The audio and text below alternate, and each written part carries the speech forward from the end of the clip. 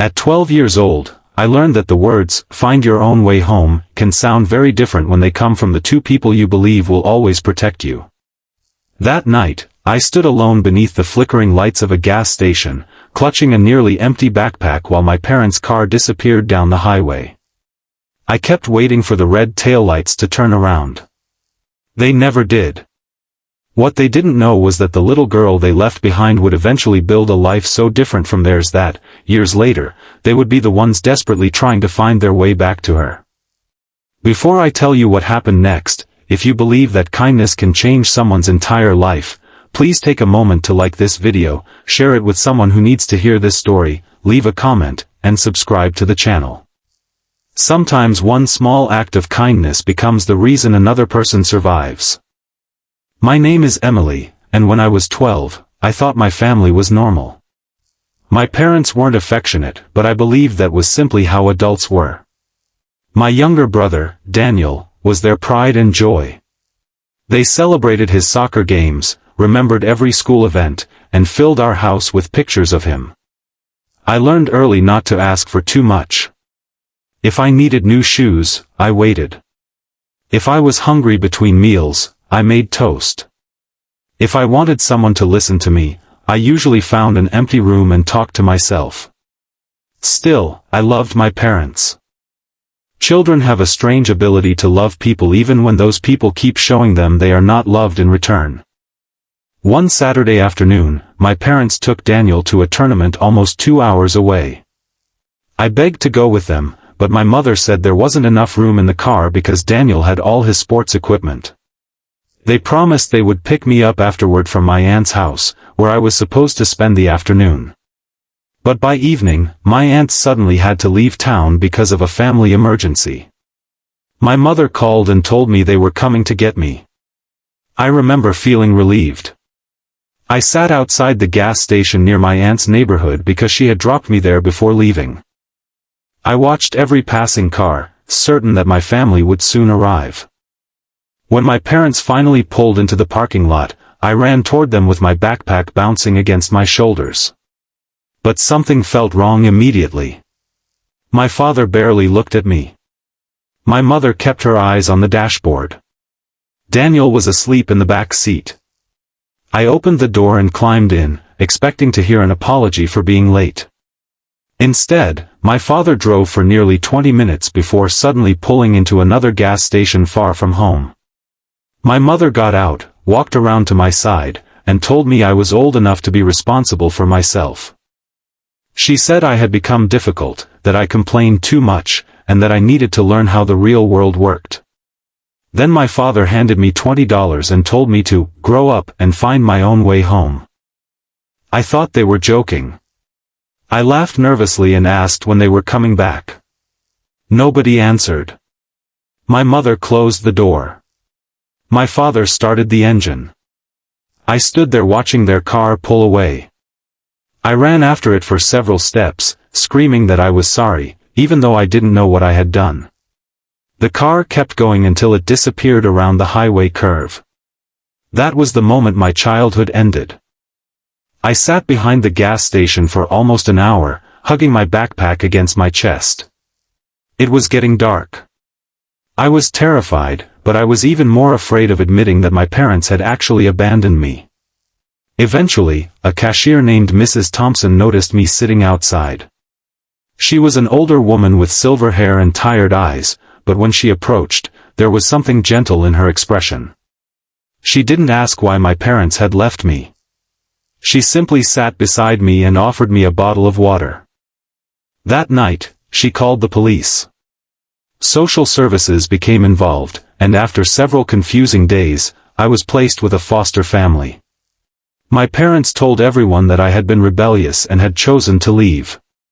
They never came to get me. They never called. They never sent a birthday card. The foster family, the Carters, were not wealthy. Their house was small, the furniture was old, and the heating system rattled all night. But for the first time in my life, someone asked me whether I had eaten. Mrs. Carter noticed when I was quiet. Mr. Carter fixed my broken backpack strap without being asked. Their son, Noah, gave me half of his chocolate bar because he thought I looked sad. Those tiny things felt enormous to me. I became determined to make something of myself. I studied whenever I could. I worked part-time jobs as soon as I was old enough. I cleaned offices, babysat children, stocked shelves, and eventually earned a scholarship to college. There were nights when I cried because I missed the parents I wished I had, not the parents who abandoned me. But every time I felt broken, I remembered Mrs. Thompson sitting beside me at that gas station and Mrs. Carter leaving a warm plate of food outside my bedroom door. Years passed. I became a social worker, specializing in helping abandoned and vulnerable children. My work took me into shelters, foster homes, and hospitals.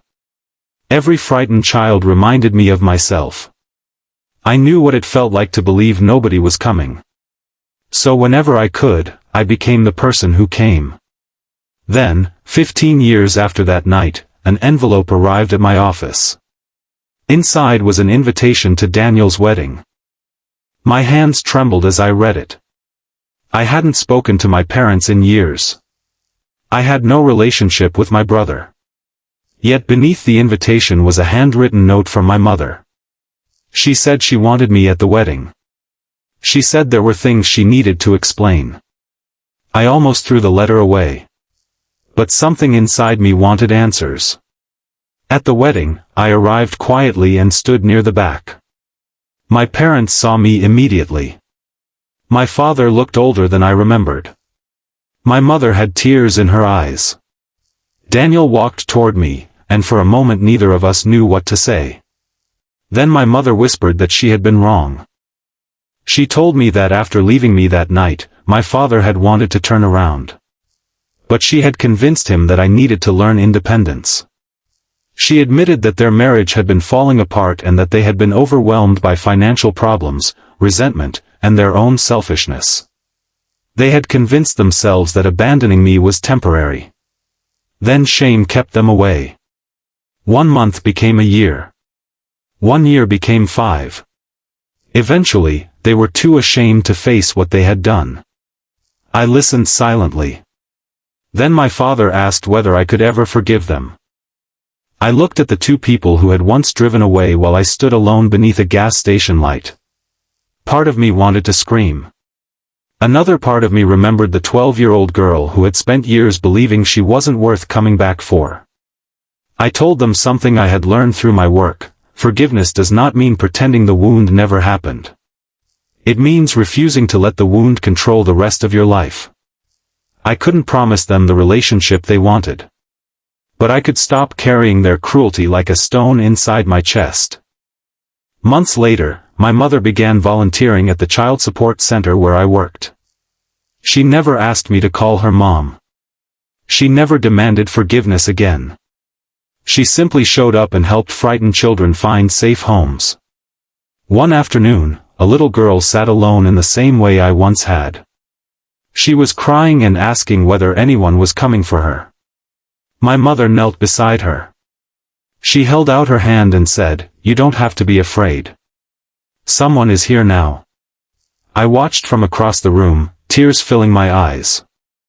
Maybe that was the ending I had been waiting for all those years: not an apology, not revenge, and not even a perfect family. Just proof that sometimes people can finally understand the damage they caused and choose to become better. If this story touched your heart, please like the video, share it with someone who needs hope, and subscribe to the channel. Your support helps these stories reach people who may be silently fighting battles of their own. And before the story ends, I want you to leave one special comment: no child should ever feel unwanted. Because I was 12 when my parents told me to find my own way home. I did. It took me years, tears, and the kindness of strangers to understand that home was never the place I had been abandoned. Home was the place where someone finally chose to stay.